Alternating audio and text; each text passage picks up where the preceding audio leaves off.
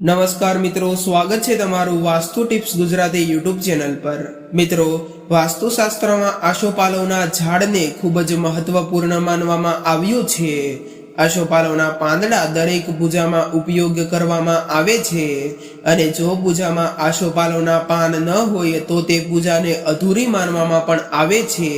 તો મિત્રો, આ વિડીયોમાં અમે તમને આસોપાલવના એવા કેટલાય ઉપાયો અને આસોપાલવના મહત્વ વિશે વાસ્તુશાસ્ત્ર મુજબ સમજાવવાના છીએ કે તમને તે તમારા જીવનમાં સકારાત્મક ઉર્જાને પ્રેરિત કરવા માટે અને નકારાત્મક ઉર્જાને ઘરમાંથી દૂર કરવા માટે મદદરૂપ થશે।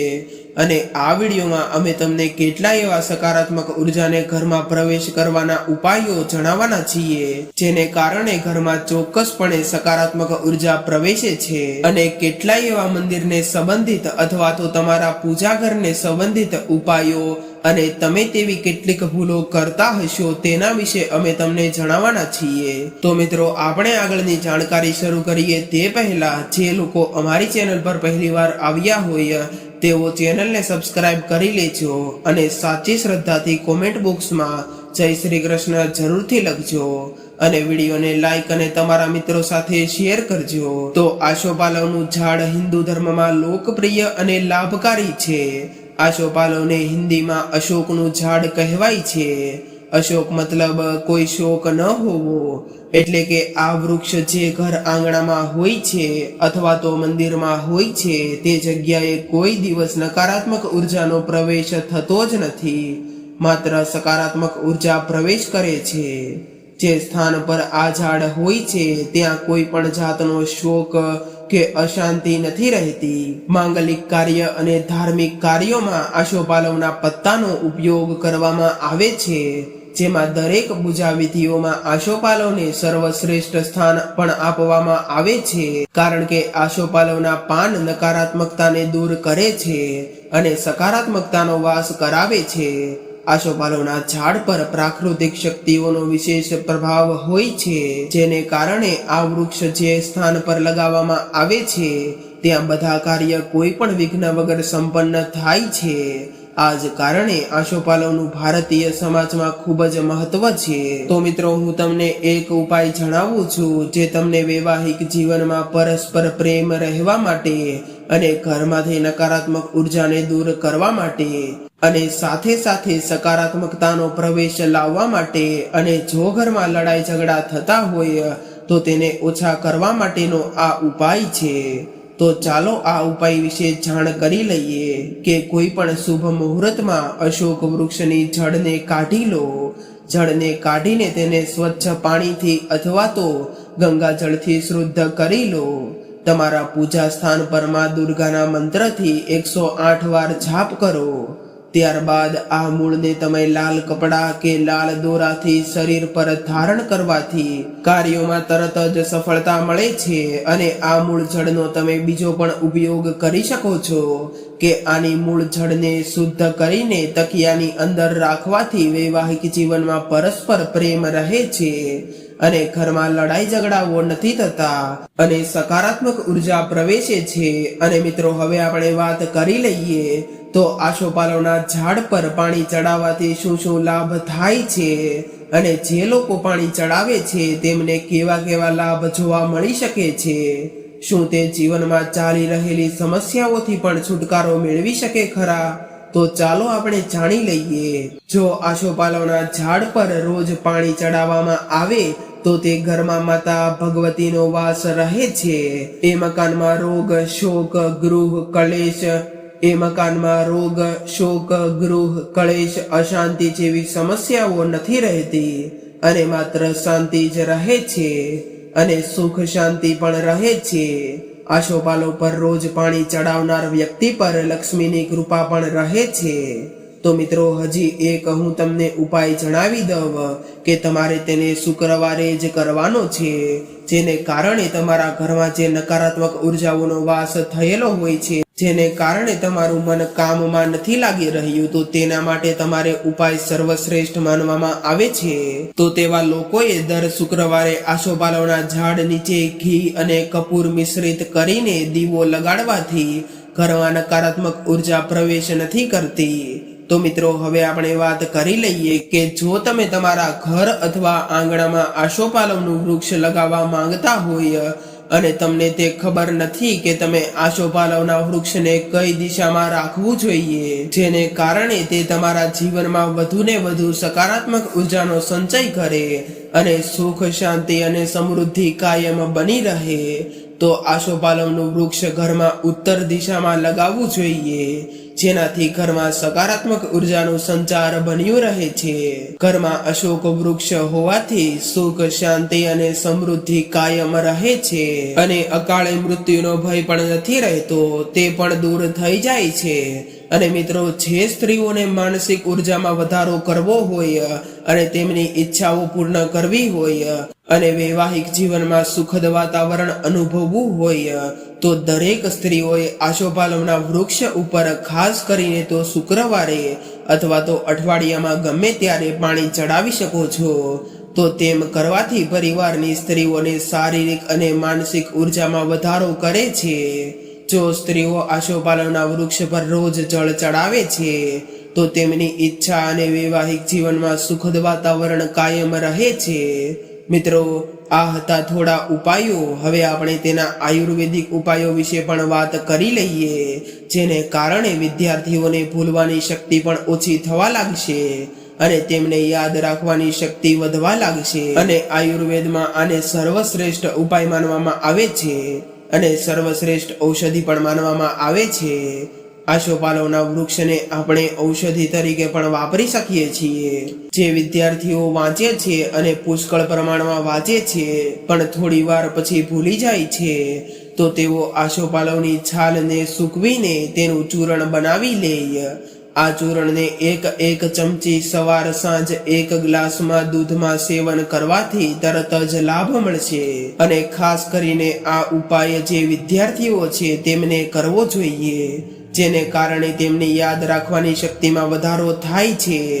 અને જે લોકોને લાંબા સમયથી કોઈ પણ રોગનો છુટકારો નથી મળી રહ્યો તો તેઓને આ ઉપાય કરી શકે છે, કારણ કે આયુર્વેદમાં આને સર્વશ્રેષ્ઠ ઔષધિ તરીકે માનવામાં આવે છે. હવે મિત્રો, આપણે થોડા ઘણા સકારાત્મક ઉર્જાને ઘરમાં લાવવા માટેના ઉપાયો વિશે પણ જાણ કરી લઈએ, જેને કારણે તમારા ઘરમાં તમે આસાનીથી સકારાત્મક ઉર્જાનો વાસ કરાવી શકો છો. અને આપણા જીવનમાં 2 પ્રકારની ઉર્જાઓ હોય છે. એક છે સકારાત્મક ઉર્જા અને બીજી છે નકારાત્મક ઉર્જા. જો આપણા ઘરમાં સકારાત્મક ઉર્જા રહે છે તો નકારાત્મક ઉર્જા નથી રહેતી, અને જો નકારાત્મક ઉર્જા રહે છે તો તેને બહાર કાઢવાની ખૂબ જ મુશ્કેલ બની જાય છે. તેને કારણે આપણે જ્યારે દીવાબત્તી કરતા હોઈએ ત્યારે તેની અશુભ અસરો બતાવે છે અને વારંવાર દીવો ઓલવી નાખે છે. તે તેના સંકેતો બતાવે છે કે તમારા ઘરમાં નકારાત્મક ઉર્જાનો વાસ છે, અને જો તમે તેને બહાર કાઢવા માંગતા હોય અને તેની જગ્યાએ સકારાત્મક ઉર્જાનો વાસ કરાવવા માંગતા હોય તો આગળ અમે તમને તેવા કેટલાય ઉપાયો વિશે જણાવવાના છીએ, જેને કારણે તમે તમારા જીવનમાં ચાલી રહેલી તમામ પ્રકારની સમસ્યાઓ અને ધંધો કોઈ ચલાવતા હોય અથવા તો નોકરી કરતા હોય તો તેમને પણ સારી સફળતા મળી શકે છે. તે માટે તમારે આ ઉપાય કરી શકો છો. તો ચાલો તે શરૂ કરીએ. મિત્રો, આગળ હું તમને કેટલાય એવા ઉપાયો વિશે જણાવવાનો છું જે કરીને તમારા ઘરમાં સકારાત્મક ઉર્જાનો ચોક્કસપણે લાભ થશે. તો આપણે પહેલા ઉપાય વિશે વાત કરી લઈએ. તો તે છે ઘરના મુખ્ય દ્વારની અંદરની તરફ ચીની સિક્કા લગાડવા. ચીની સિક્કા છિદ્રવાળા હોય છે, તેને લાલ દોરા વડે બાંધવા જોઈએ. મિત્રો, આ ઉપાય કરવાથી સકારાત્મક ઉર્જા દેવી દેવતાઓ સાથે ઘરના દરવાજેથી જ અંદર આવે છે. હવે આપણે બીજા ઉપાય વિશે વાત કરી લઈએ. તો તે છે કે ઘરના મુખ્ય દરવાજાના બહારના હેન્ડલ પર 3 નાની નાની ઘંટડીઓ પણ લગાડવી જોઈએ. તો આપણે જાણ કરી લઈએ કે આનાથી શું થશે.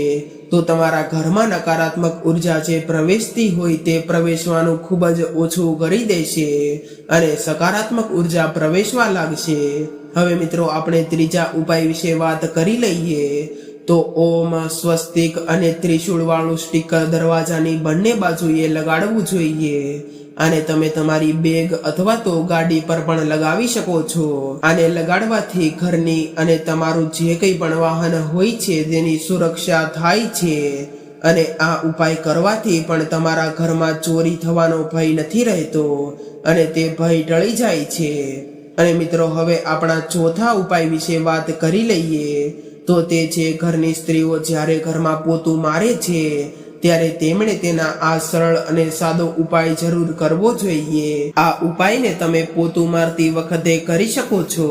ત્યારે તમારે તે ઉપાય પાણીમાં થોડી ફટકડી નાખી દેવાની છે, જેને કારણે તમારા ઘરમાં રહેલી નકારાત્મક ઉર્જા તરત જ દૂર થઈ જશે અને સકારાત્મક ઉર્જા ઝડપથી પ્રવેશ કરી જશે. અને મિત્રો, એક વાત તમને જણાવી દઉં કે જ્યારે પણ ઘરમાં સકારાત્મક ઉર્જા હોય છે ત્યારે નકારાત્મક ઉર્જા નથી હોતી, જેને કારણે સકારાત્મક ઉર્જાથી પ્રભાવિત થઈને તમામ દેવી દેવતાઓ અને લક્ષ્મી માતા પણ પ્રવેશ કરે છે. જેને કારણે લક્ષ્મી માતા જો તમારા ઘર પર તેમના આશીર્વાદ વરસાવા લાગશે તો તમને ધનવાન બનતા કોઈ રોકી નહીં શકે.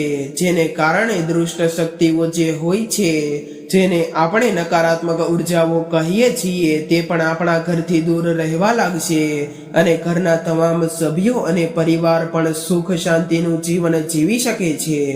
અને ઘરમાં ચાલી રહેલા તમામ પ્રકારના લડાઈ ઝઘડાઓ તેને જાતે જ જેને કારણે ઘરમાં ઉત્પન્ન થતો હોય છે તે પણ પ્રમાણમાં ખૂબ જ ઓછા થવા લાગશે. અને મિત્રો, આપણે પાંચમા ઉપાય વિશે વાત કરી લઈએ. તો તે છે, જ્યારે સ્ત્રીઓ પોતા મારે છે તે પોતાના પાણીમાં સ્ત્રીઓએ ચપટી ભર મીઠું નાખવાનું છે. અને આ ઉપાયને તમે ગુરુવારે ન કરતા, આ ઉપાયને તમે માત્ર શનિવારે અથવા તો રવિવારે કરવાનો છે, અથવા તો ગુરુવાર સિવાય તમે કોઈ પણ વારે કરી શકો છો. કારણ કે ગુરુવારે બૃહસ્પતિવાર માનવામાં આવે છે અને તે દિવસે ઘરમાં મીઠાવાળું પોતું ન મારવું જોઈએ. જો આ ઉપાય કરવામાં આવે છે તો તમારા ઘરમાંથી નકારાત્મક ઉર્જાઓ સંપૂર્ણપણે નીકળી જશે. અને ઘરમાં કોઈ પીડિત છે અથવા તો કોઈ બીમાર છે તો તે આ ઉપાય કરે તો તેને ચોક્કસપણે તેનો લાભ મળશે અને ઘરમાં સકારાત્મક ઉર્જાનો વાસ થવા લાગે છે. હવે મિત્રો, આ કેટલાય ઉપાયો હતા જેને આપણે આપણા ઘરમાં સકારાત્મક ઉર્જા વધારવા માટે ઉપયોગ કરી શકીએ છીએ. તો આ સાથે હું તમને આગલા કેટલાય એવા વાસ્તુશાસ્ત્રને લગતા પૂજા ઘરના ઉપાયો વિશે જણાવવાનો છું, જેને કારણે તમે ક્યાંક આવી ભૂલો તો નથી કરી રહ્યા ને તેની તમને જાણ થશે. અને જો આવી ભૂલો કરી રહ્યા હોય તો તે ભૂલો ન કરતા, જેને કારણે દેવી દેવતાઓ તમારા ઘરમાં પ્રસન્ન રહે. અને આપણા ઘરના મંદિરને દેવી દેવતાઓનું સર્વશ્રેષ્ઠ સ્થાન માનવામાં આવે છે. અને જો આપણે તેમના સ્થાનને યોગ્ય દિશામાં અને યોગ્ય રીતે ન રાખીએ તો તેઓ પણ આપણા ઘરમાં પ્રવેશ નથી કરતા અને આપણું ઘર નકારાત્મકતાથી ભરાઈ જાય છે. જેને કારણે હું તમને કેટલી એવી મહત્વપૂર્ણ બાબતો વિશે જણાવવા જઈ રહ્યો છું જે તમારે જાણવી ખૂબ જ જરૂરી છે.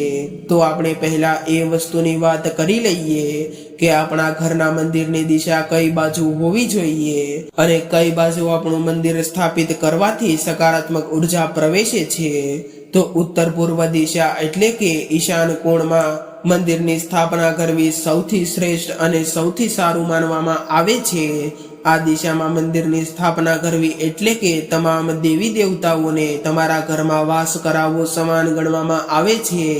તેને કારણે તમારા ઘરમાં ચાલી રહેલી પૈસા સંબંધિત સમસ્યાઓ ધીરે ધીરે કરીને ઓછી થવા લાગે છે.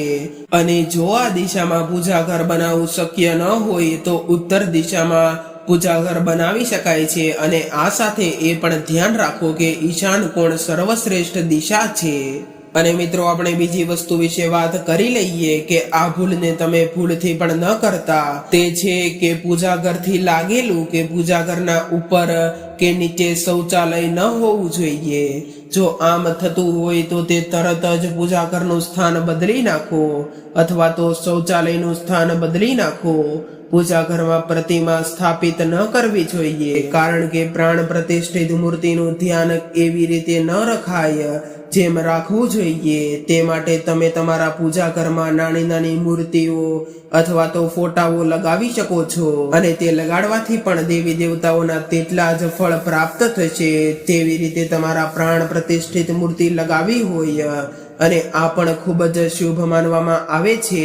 અને મિત્રો આપણે બીજી વસ્તુ વિશે વાત કરી લઈએ તો આપણા ઘરની સીડી હોય છે તેની નીચે પૂજા ઘર ન લગાવવું જોઈએ, તે અશુભ માનવામાં આવે છે। મિત્રો આપણે હવે આગળની વાત કરી લઈએ તો ફાટેલા ફોટા કે ખંડિત મૂર્તિ પૂજા ઘરમાં કદાચ ન હોવી જોઈએ, તેને કારણે દેવી દેવતાઓ અથવા તો ભગવાનનો વાસ ઘરમાં નથી જોવા મળતો।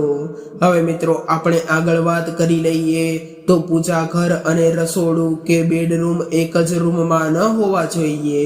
ઘરના માલિકનો રૂમ દક્ષિણ પશ્ચિમ દિશામાં હોવો જોઈએ। જો આ દિશામાં શક્ય ન હોય તો ઉત્તર પશ્ચિમ દિશા બીજું સર્વશ્રેષ્ઠ વિકલ્પ છે। અને મિત્રો આ સાથે આપણો આજનો વિડીયો અહીં પૂર્ણ કરીએ છીએ। અને અમારી ચેનલ પર જે લોકો પહેલીવાર આવ્યા હોય તેઓ ચેનલને સબસ્ક્રાઇબ કરી લેજો, વિડીયોને લાઈક અને તમારા મિત્રો સાથે શેર પણ કરી દેજો અને સાચી શ્રદ્ધાથી કોમેન્ટ બોક્સમાં જય શ્રી કૃષ્ણ જરૂરથી લખજો। ફરી મળીશું એક આવા જ નવા વિડીયો સાથે, ત્યાં સુધી સૌને મારા રાધે રાધે।